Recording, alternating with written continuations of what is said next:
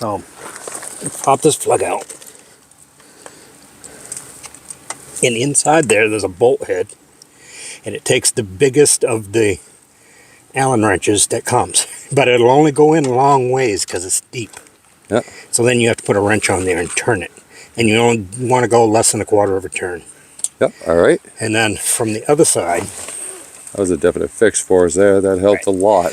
The other end, then we just put... And this was the other part for us. And then we just put yeah, this is a little... penetrating oil inside the hull. So we took off the spring altogether. There was shavings in it, and we cleaned those out. Brent made little washers right here, and that seems on both ends seems to be working really well. What do you think? Yeah. Yep.